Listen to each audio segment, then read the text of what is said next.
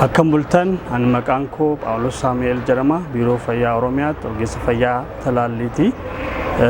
Dhibeen dhukkubni gifiraa yookaan immoo measles kan jennu vaayirasii measles vaayirasii kan jedhamuudhaan kan dhufuu fi dhibee daddarbaa kan ta'ee fi miidhaawwan adda addaa keessattuu daa'imman irratti kan geessisaa jirudha jechuudha.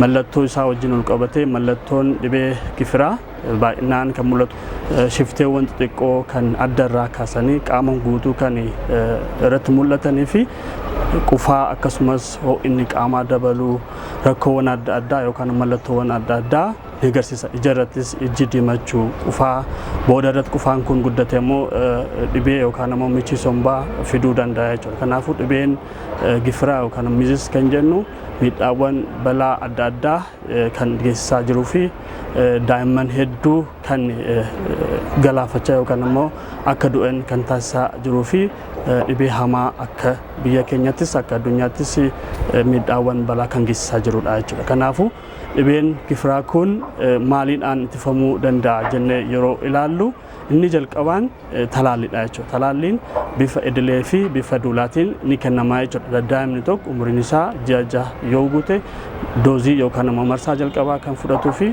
marsaa lammaffaa immoo daa'imni ji'a 15ffaa isaa irratti yookaan waggaa tokkoof ji'a 3 yoo guute kan fudhatudha jechuudha. Kanaafuu talaalliin kun dhibee kana ittisuu irratti gahee olaanaa qaba jechuudha. Dhibaawwan adda addaa dhibeewwan sababa vaayirasii kanaan dhufuu danda'an kan akka dhiibbaa sammuu irratti akkasumas ija irratti ija hanga jaamsisuutti kan geessudha. Kanaaf kana ittisuu irratti du'aatii hir'isuu irratti amma daa'imman baay'ee sababa dhibee kanaatiin lubbuun isaanii darbaa yookaan du'aa jiru. Kanaaf dhibee kana ittisuu irratti du'a daa'immanii hir'isuu keessatti talaalliin iddoo olaanaa qaba jechuudha. Kanaaf talaalliin kun dhaabbilee fayyaa keessatti bifa idileetiin marsaa lamaan ni kennama.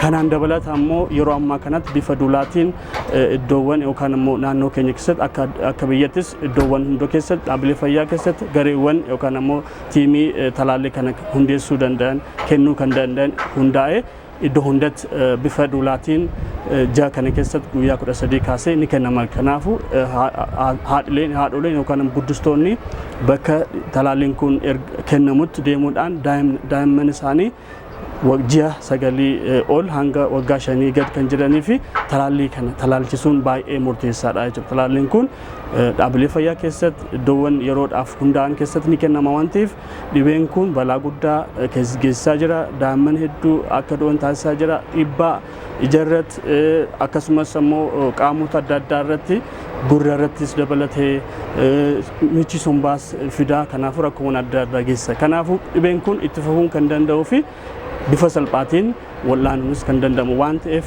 haadholiin yookaan immoo guddistoonni yookaan maatiin kana hubachuudhaan daa'imman isaanii talaallii kana akka argatan taasisuun dirqamadha jechuudha. Kanaafuu talaalliin bifa idileetiin kennama, bifa duulaatiinis ammas kennamuuf deemaa jira.